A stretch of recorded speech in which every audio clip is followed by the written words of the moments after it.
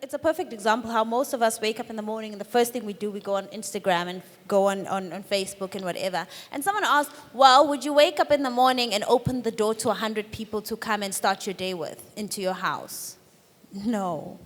And unfortunately, we do that with our minds. We don't set those boundaries of who gets to speak into my life. Because ultimately, what you see is what you're taking in and what you're feeding yourself. And those essentially set the standards for your life, right?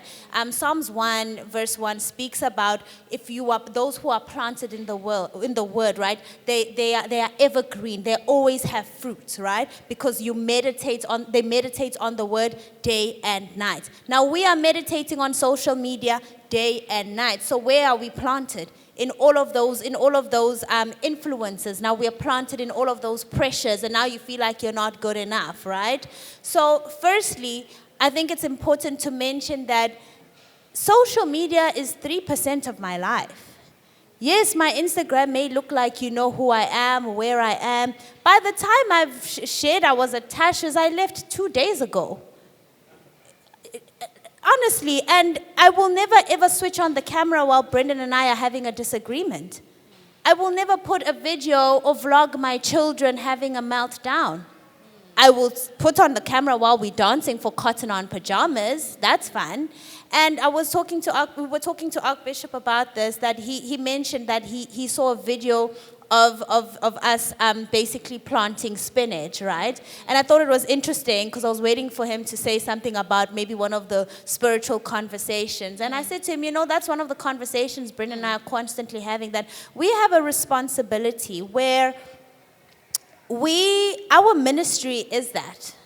That is our space. That is our platform. Other people have churches. That is our platform. And now we have to choose what we portray. I cannot not portray my spinach because my spinach matters to me and it shows wholesome living. Because while I'm portraying spinach, somebody else is portraying Lamborghinis. So if I switch off on social media, that leaves the place with just the Lamborghinis, the perfect bodies, the this. So somebody has to represent the other thing, right? But now when it comes to choosing the right brands to work with, for me, it always goes down to, and we don't always get it right. In the beginning, when I started out, I was just trying to get my name in, right? And the same way, when you're starting out as a speaker, you will take every free gig because that is your training ground, right?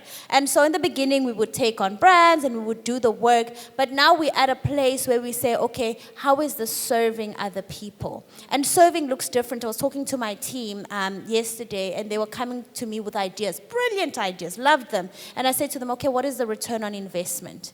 And they said, oh, no, we don't know how we're going to make money. I said, I didn't ask how much you're going to make. What is the return on investment?